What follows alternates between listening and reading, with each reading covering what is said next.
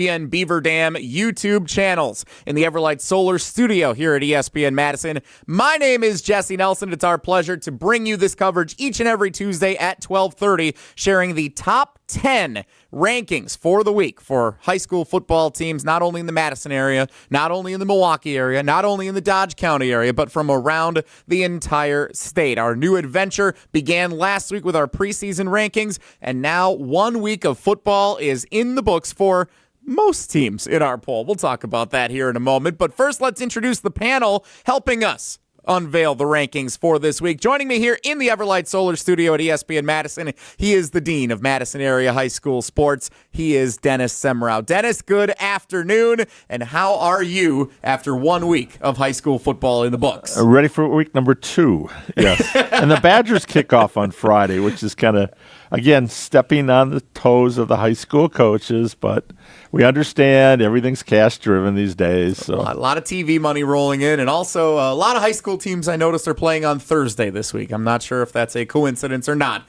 heading into the Labor Day weekend and the kickoff of the Badgers season. We know you do work in the press box as well for the Badgers. We're glad you can cover both high school sports and our Wisconsin Badgers. Hopefully a start to a strong season on Friday night hosting Western Michigan.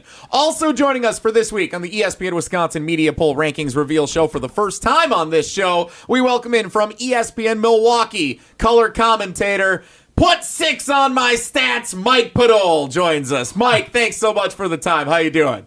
Jesse Nelson, it's awesome to be here today. How are you? Oh, we're fantastic. Anytime we're unveiling power rankings, it's right up my alley. And let's go ahead and get right to it, fellas. Let's unveil. First, we'll do the small schools top 10. Then we'll do the large schools top 10. A reminder for those of you just joining us maybe for the first time this year for the ESPN Wisconsin Media Poll Rankings Reveal Show. The small schools consist of schools with an enrollment of 550 or less. That is our rough estimate of teams that will qualify for divisions 4, 5, 6, and 7. Teams that play Thursday championship games at Camp Randall Stadium in November. Large schools, enrollment 551 and up. That are the teams that are consisting of divisions 1, 2, and 3 approximately. They play the Friday championships at Camp Randall Stadium in November. Let's go ahead and get right to it. Producer Hunter Vaughn, go ahead and throw up the small schools for this week's ESPN Wisconsin Media Poll Rankings Reveal. Small schools, you're going to notice a common theme here from last week, fellas. Not a ton of change. Starting with our first team. In number 10, the Mondovi Buffaloes, 20-6 winners over Gay Electric Trempealeau in week 1 of the high school football season. Mondovi checks in at number 10. How about number 9?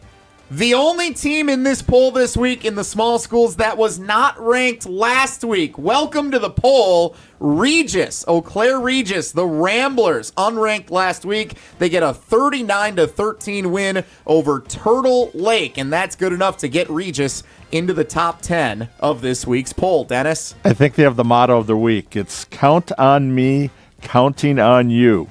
Well, it was good for 4 rushing touchdowns last week, so I think they'll stick with it. Count on me, counting on you. I like that. Regis checks in at number 9. We'll see if they surge up the polls as the season continues. We know they're a continual powerhouse around the state. Checking in at number 8. The Darlington Redbirds. No change from last week at number 8. Darlington shutout winners over Platteville 28-0 in the heat on Friday afternoon. They started that game a little earlier than the traditional 7 o'clock time. Darlington got that win. Yeah, they used to play on Friday afternoons. My buddy Rob Hernandez would always run down there, cover that game, and then try to find a 7 o'clock game to cover. So, Mike, I don't think we've done any back-to-back games lately, have we? No? Not too many back then. I don't think so. Checking in at number 7, St. Mary's Springs. Again, no change from last week. The Ledgers 35-12 winners at home against Lake Country Lutheran. St. Mary's Springs gets the win, and they'll move up, or they'll stay at number 7 in the poll. Let's get to number. Let's hear it, Mike. How many wins does he have, Dennis? Okay, he's now at 515. 116-2. And by the way, this was the last 54th and final opening night. He's retiring at the end of the season. Wow. So Bob Hyland announcing his retirement at the end of the season. He's won 17 state championships. Pat Rice was a god in our area. this is a guy too. My God, I mean, I went to school in St. Lawrence, not too far from St. Mary Springs, and 17 titles, 9 in the WIA and 8 in the former WISA. Before we move on to number 6, Mike, what's your experience with Bob Hyland? Bob Hyland, I think I speak for all of us that when you go to Madison for the state championship games, there's a Bob Hyland team there. I mean, it's just it's the usual.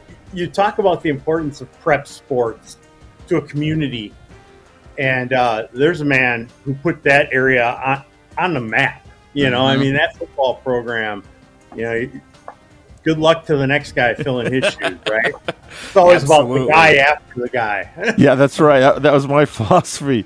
Never be the foul legend. It's a no-win situation. Well, all right, let's get back to the rankings. So Bob Hyland's St. Mary Springs Ledgers checking in at number 7. In at number 6 this week, the Edgar Wildcats. That's interesting. Edgar, 28-20 winners on the road at Ladysmith last week. They were number 5 in last week's poll. This week, as you watch it with us on the ESPN Wisconsin YouTube channels, they move over to the right side, which means they probably flip-flop spaces with somebody, and that team is Xavier.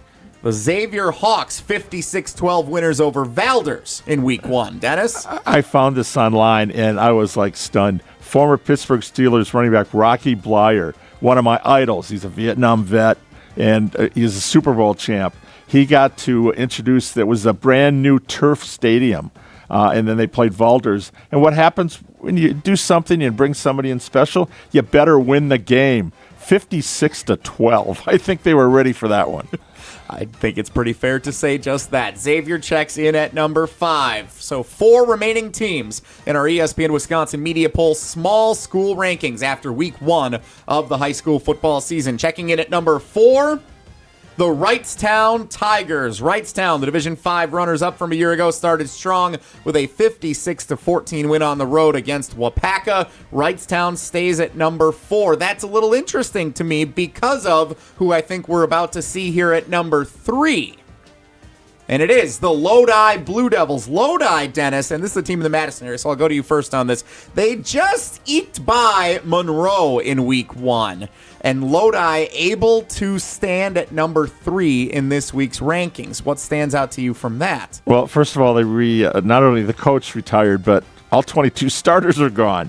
So it was Cale Schneider threw a 32-yard touchdown pass to Kyle Kurt in the first quarter, and that was it. Then they gave up a touchdown in the second quarter, 7-6 at halftime, and it was a bunch of punts. Monroe, of course, they ran for 333 yards. Do they attempt a pass? That's against their religion. Lodi only had 182 yards, so there was some tough defense in that second half, but the Blue Devils under Kyle Mack, first-year head coach, he got a W. Mike, does this show you any indication here early on how defense will be factored in when we talk about these rankings every week and strength of victory? Absolutely, Jesse. Defense, these teams, and it's a theme of the Capital Conference in particular, and we can talk more about that, but what a football conference, and you talk about a demographic area of schools that are just getting loaded with athletes. Dennis talked about how all 22 starters graduated. This is like a reload year for Lodi with all their junior-orientated teams. They're kind of shooting for 2 years down the road coming into this year. And now they're number 3 in our poll. And week in and week out, those teams play each other. They knock each other around, give each other losses in conference. And then come the postseason, every single one of those teams ends up making deep runs. Last year, all those schools that were in there that are on top again this year advanced deep into the tournament. What a conference, the Capital Conference. Yeah, it continues to evolve, but it continues to be strong no matter who is in that conference every year. So interesting here now at the top. Aquinas was number 1 last week. They were 14-12 winners in a grinded-out game against Prairie du Chien. Stratford took care of business 30-6 against Mosinee. Let's see how the voters tabulated all of that information into the voting this week. Checking in at number 2, Stratford stays at number 2 as they were in week 1, which means then checking in at number 1. They were number 1 in the preseason rankings, and they are number 1 after week 1 of the high school football season. The Aquinas Blue Golds, despite that narrow victory against Prairie du Chien, they do land at number 1 for a second straight week. Those are your small school rankings for heading into week 2 of the high school football season.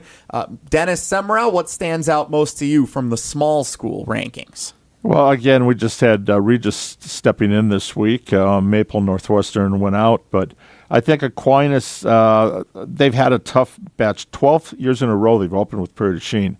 And I went to Prairie du Chien camping, which is no longer exists. I know the rivalry between La Crosse and Prairie is really tough. So you throw that out. It's like Wanakee to Force going head-to-head. You don't care about the records. They survived it. Last year they lost and went on to a state title. We'll see what happens this year. Mike Padol, what stands out to you from those small school rankings this week? Not a lot of change from the preseason rankings 1 week ago. You talk about defense, and Stratford is one of those teams, Jesse, that they hang their hat on defense year in and year out. I covered their state championship game. I think it was 2 years ago. They hadn't given up a point, all in that season during the regular season. So it was really stingy, and it was next level. And I think what's amazing to me about that is usually with the smaller schools, you start to see where they identify a talented class that's coming up through the ranks. Like, they'll identify them in 6th grade and go, boy, when these kids are in high school, this is going to be something. And usually the coach sticks around until then, until they graduate. But with a program like Edgar or Stratford, they have it on autopilot. The community, the kids in that community grow up wanting to play football there. Absolutely. And now, the interesting thing to me about the small school rankings is not what happened in week 1, but the movement that we could expect to see for week 2. Let me list some of the games coming up this week for you guys. Number 1, Aquinas at Columbus, who is one of the other teams receiving votes this week for the small school rankings. Number 2, Stratford, and number 6, Edgar, the only matchup of top 10 teams in either poll heading up this week. So that's going to be probably our marquee game to keep an eye on, how it will impact the rankings next week. 3rd-ranked Lodi on the road at McFarland. 5th-ranked Xavier at Luxembourg Casco, who was the Division IV runner-up last year to Lodi. St. Mary's Springs, the 7th-ranked team, is on the road at Edgewood here in the Madison area. Edgewood had a nice win in week 1. That could be a tough game for Springs. Number 8, Darlington's at Prairie du Chien. We know they just played Aquinas tough. Regis is at Bloomer. Mondovi's at Osceola. 7 of the 10 teams are on the road. One of those is a top 10 matchup for Edgar hosting Stratford. There could be a lot of potential movement next week, Dennis, just based on those matchups alone. Yeah, I'll stick with the favorites right now, though, especially you talk about Stratford. Yeah, they had 313 yards rushing last week. I mean, their offense is tough. They get to move up a division, though, this year. Remember, they were in 6th last year. That's the one thing I'm kind of curious to see with some of these non-conference games. Next week is, one more week, and then it's conference play. So what are teams going to do? They don't show an awful lot early. So, yeah, you might have some upsets because teams don't want to pull those special plays out too early. Mike, any of those matchups stand out to you for next week? Well, the thing I think with next week, obviously the ones you highlighted, but I think there's other others receiving votes and other teams to keep an eye on. I think you look at some teams like Prescott this week went in to Northwestern, who was a top 10. They were the number 9 team last week. Yep. And they went into Northwestern and they knocked that team out, beat them pretty handily. So there's teams to look out for, Lake Mills, those kind of teams that, with some of those head-to-head matchups getting a little tougher in week 2, non-conference games, you really look to see we're probably going to have some new blood in at the bottom 5 next week in week 2, after week 2. when it's all said and done. That's usually how this kind of thing shakes out. Yeah, we'll see how much movement there is. Before we advance to the large school rankings, do want to bring in producer Hunter Vaughn, who helps tabulate all of this information. He processes from all of our panel of voters, more than 20 from around the state, contributing every week. Hunter, what stood out to you in processing the rankings this week? This week, we had 3 schools get number 1 votes. But then we go down to the bottom of the poll, where at the number 9 spot where Regis ended up, there were 11 different schools that received votes. So the voters, they know who they like at the top of this poll, but it's that 7 to 10 range where we really see this huge swath of schools from around the state that everybody's like, well, I really think that they deserve to be one of these 10 best schools. And we saw week 1, 33 schools in total got votes. We're still at 23. That was more schools than what the large school was. This small school poll, we are very split as a voting base on who we think the 10 best schools are. But it's the reigning champions that are at the top. Oh, yeah. 3 of the top 6, the top 3 teams, 4 of the top 6 reigning champions in divisions 4, 5, 6, and 7 from last year. We talked about last week the Blue Bloods. Got to go with the Blue Bloods. The ESPN Wisconsin Media Poll Rankings Reveal Show. Jesse Nelson, Dennis Semrau, Mike Podol representing our ESPN Wisconsin family here, and our panel of 20-plus voters from around the state. All right, let's move on to the large school media poll rankings this week in the top 10. And remember, there was a big upset in week 1 in the large school rankings. It was the number 1 team, Marquette, falling on the road at Arrowhead in week 1. Arrowhead was number 8 last week. Marquette was number 1. Arrowhead took care of business against Marquette. Dennis, how do you think that's going to impact things here? I don't think that was that big of an upset. I think Arrowhead, you got Muskego fighting for number 1, but talking to somebody that was at that Arrowhead game, they've got it on every phase. And, of course, we call that the University of Arrowhead at Merton, right? The facility is a college campus. Now, Verona is pretty close when you take a look at what their campus is now. Before Dennis spoils anything, let's go ahead and let's start revealing some teams here in this large school media poll. And Mike Podol, we want you on the show here today for a reason. I think we're going to see a lot of Milwaukee area schools in this top 10. Let's go ahead and check in. At number 10, it's a new team in the poll, and it is the aforementioned Verona Wildcats, Dennis. So a team other than Wanakee from the Madison area is into the top 10, and it's Verona, led by the Tennessee commit, big play Trey Poteet. Yeah, triple threat. Well, this year he got to carry the ball. Now, this is a guy you want to get in space on offense and defense. All he did was 170 yards rushing, averaged almost 15 yards a carry, caught 3 passes for 31 yards. Oh, yeah, by the way, he's a defensive back. Not only did he record an interception, he had 5 tackles and a bunch of passes broken up. Why do you even go near this guy? Now, my question is, who's going to be dumb enough to kick one to him, too? I'm sorry, coaches. This is a guy, you kick it out of bounds. You'd rather take it on the 35 than have him run it back on you. Give him the Devin Hester treatment. We'll see him a little bit later this year on ESPN. And they are more, though, than Trey. Broken a new quarterback. But the Wildcats are favored to go for a three-peat in the Big 8 this year. They host Kenosha Indian Trail in week 2 of the high school football season. Checking in at number 9. Interesting. This is where the Marquette Hilltoppers land after being dethroned at number 1. The reigning Division 1 champs from last year, Mike Podol, check in at number 9 after their loss to Arrowhead. What do you think of where Marquette falls in this poll? Still at 0-1 and in the top 10.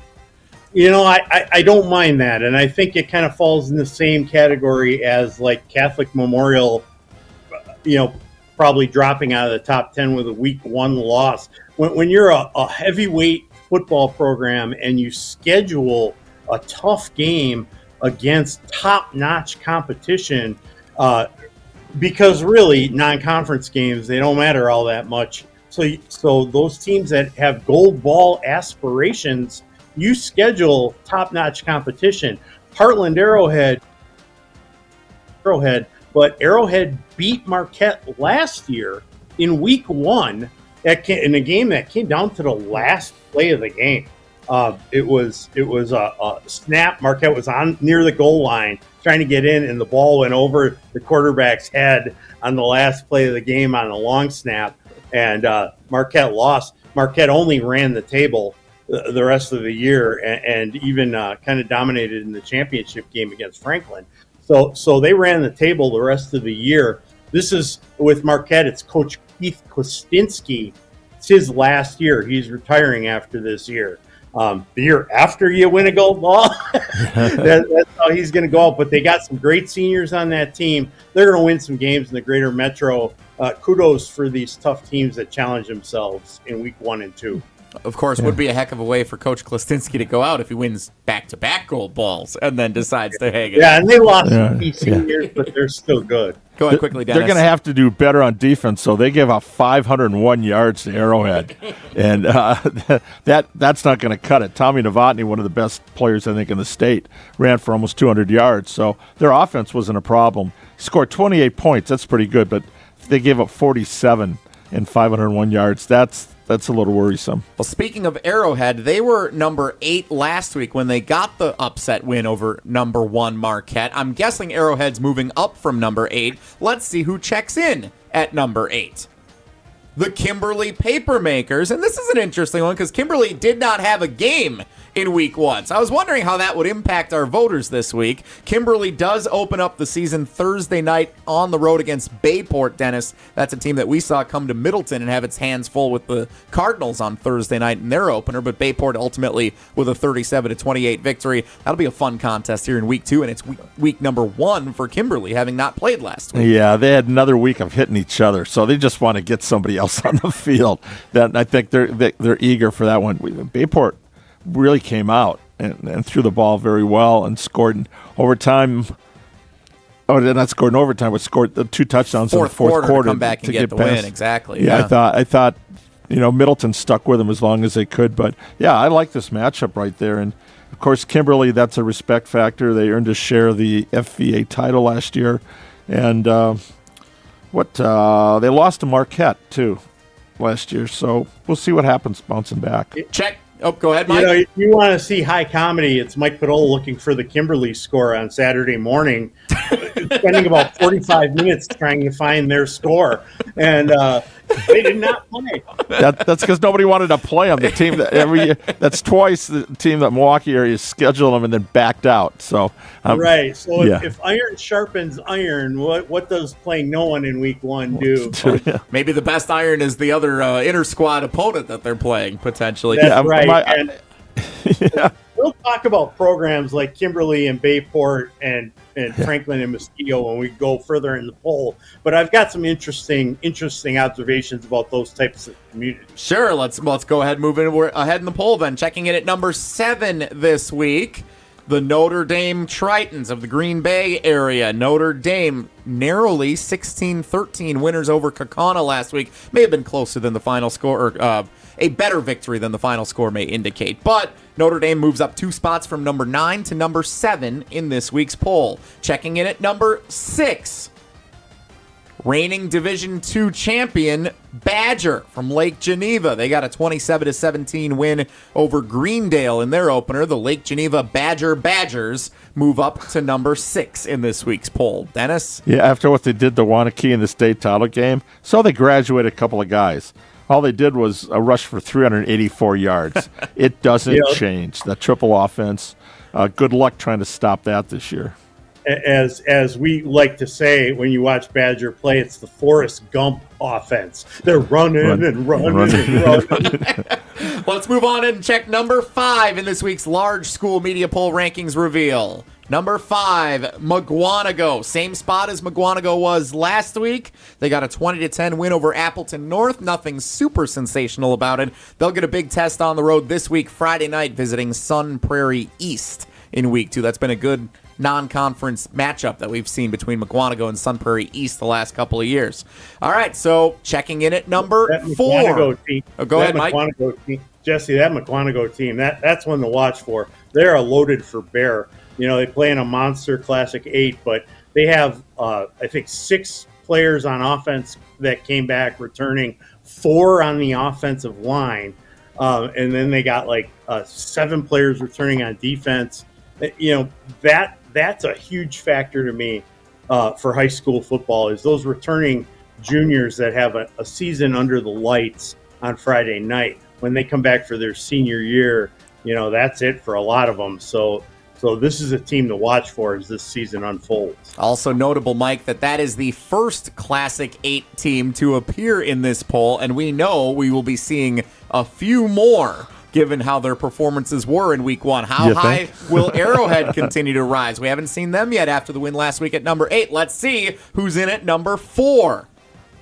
The Waunakee Warriors stay at number 4 as they did from last week. A 38-0 shutout win over La Crosse Central in head coach Chris Graverson's debut, taking over for the legend Pat Rice. Waunakee is in at number 4. Dennis, that's again our highest ranked Madison area team. Yep. La Crosse teams haven't done that well in the playoffs in the last few years. That was a little warm-up game, you could say, for Chris's team. They got a veteran quarterback, Vance Johnson. I've been doing this long enough. I covered his dad when he quarterbacked Waunakee, and he's a chip off the old block. So their defense was dominating, and when Pat Rice was coaching, it was defense, special teams, and then just a grinded-out offense. Now that spread, Caden McKenzie, a wide receiver, they're going to put up a lot of points this year. Fun Madison area non-conference game this week. Waunakee hosts Madison Memorial on Friday night.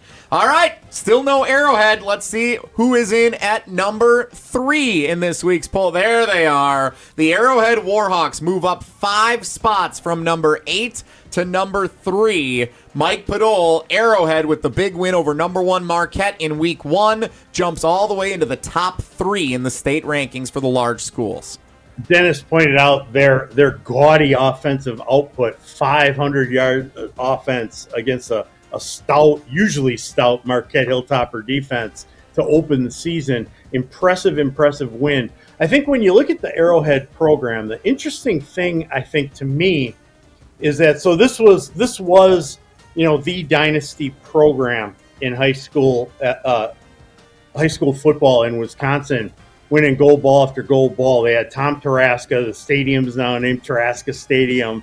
Tom Taraska was old school, running the ball, Hall of Famer, winning title after title, and kind of dominating that Lake Country area, which really blew up. And then he retired, and he was a running coach. And then Greg Malling, they brought him in from Baltimore, and he ran a shotgun spread, no huddle offense. And I thought the alumni were going to stroke out because it was amazing to see that just different kind of style offense. And then they won state titles. Malling won 2, I believe, in like 2014, 2015. Now, they haven't won one since. And the interesting parallel that's happened in that time is that Lake Country Lutheran started playing football, and they're in Heartland. And so that's a school that won a state championship a couple of years ago. Mm-hmm.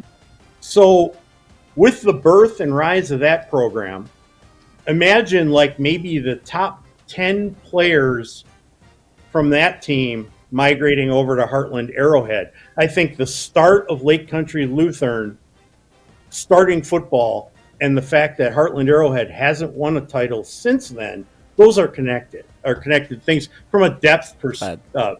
Yeah, that's very interesting to consider, Mike. Yeah, and the conference has been so tough too, just to get through that to the playoffs. But there's some parallels similar to Lodi and Columbus when they dominated. Coaches retired and they brought in soccer. Now their players are being diverted. In this case, they're going football-wise, but you see that when a program adds a sport. Like in the spring with lacrosse coming in this year, there's some spring sports affected. But Arrowhead is still Arrowhead. They're still the big dog. It's still the team everybody measures themselves against, no matter if they win or not. With Arrowhead checking in at 3, that means Muskego and Franklin, who were top 3 teams from last week, have yet to be ranked. Both won in week 1. Muskego trailed 21-3 in the first half at home against Nina before coming back and winning 31-21. Franklin trailed Catholic Memorial before coming back to win 34-24 in a game that Mike called. So we'll hear his insights on Franklin in a moment. But first, let's see who checks in at number 2.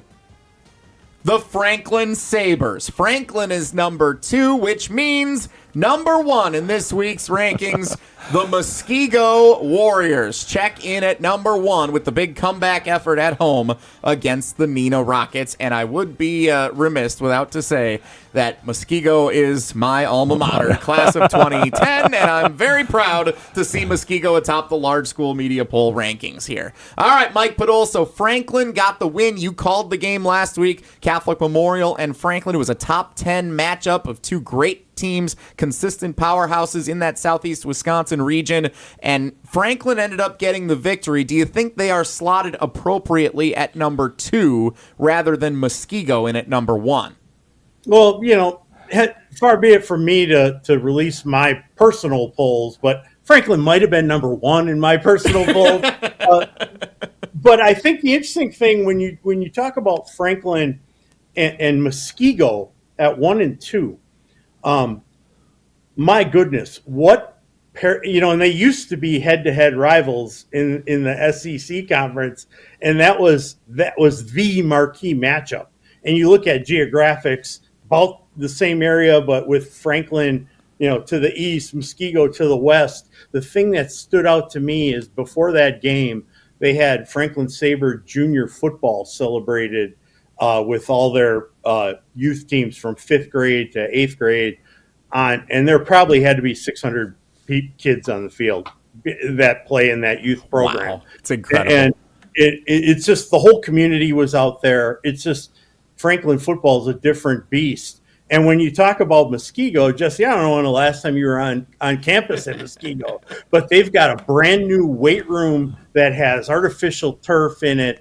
And that's a community that brings it with that same kind of energy, not only for football, but they also, the band, there's like 1,000 kids in the band that are working their way up.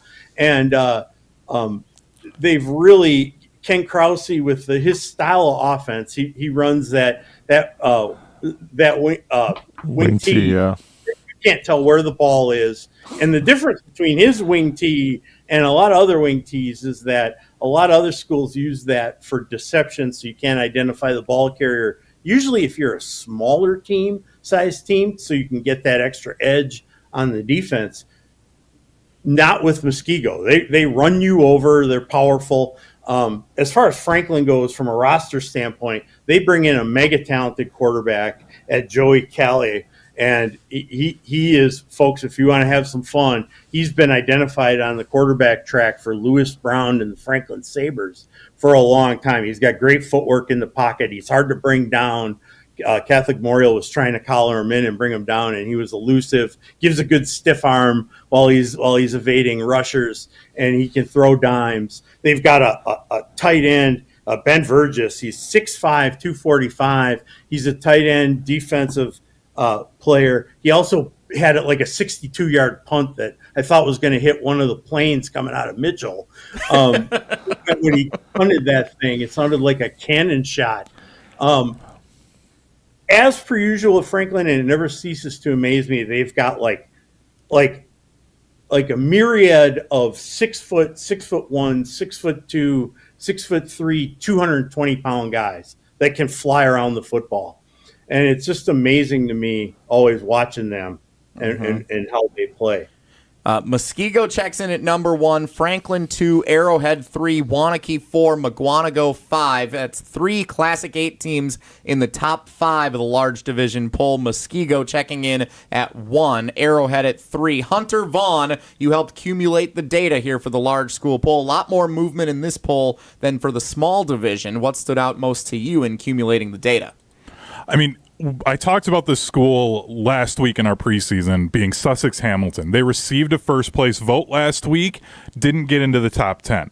They didn't get a first place vote this week. I don't know. I didn't look to see who that was that threw them one in the preseason, but they won their game on Friday night, and they just missed out on the top 10, sitting at number 12 if we were to go down that far. And a school that you and Dennis saw in Bayport, They came in at number 11. They were still 10 points behind Verona. So two other programs to kind of keep an eye on throughout this season, I think, are going to be those two, because Bayport and Sussex Hamilton could end up being one of those type of schools that they run the table, they go play really well, but just can't crack into the top 10 because of the level of competition that we keep talking about in the Milwaukee area right now, that even if you lose, well, it's a good loss because it's to Franklin or it's to Arrowhead, so we're going to keep you in the top 10, i.e. Marquette. So number 8, Kimberly at others receiving votes in Bayport coming up on Thursday night this week. That's the big matchup in week 2 for the large schools. Jesse, that's the same exact thing as with Franklin and Muskego geographically. Bayport and Kimberly. The old head coach, Steve Jones, who won many titles at Kimberly, once told me that the thing that's important about Bayport and Kimberly is that area is that it's a financially flourishing area with jobs but they still have a small town mentality. So it's affluency, but with a small town mindset. And you see that Bayport just rebuilt their weight room. It's the first thing you see when you walk into school. It's to the right of when you walk in the front door is their weight room. And it's no surprise that those two teams play exactly alike, similar styles, similar type athletes. And again, that's a case where it's all sports in the Fox Valley area that, Kimberly baseball is real tough, and swimming, and it's power in all sports, and their athletes are multi-sport, and it's just a really good combination.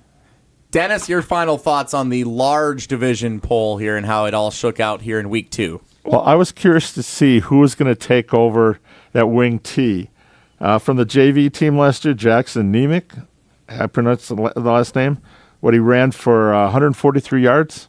And you talked about the misdirection and everything else. Yeah, they got big linemen, but also the way the structure of their uniforms, you can't tell what numbers got the football. And try reading that from the third level of a press box sometimes. Or the 7th level at Camp Randall Stadium could be an adventure, right. too. So the defense, they got a couple of great seniors on the front line. So I like, flip a coin.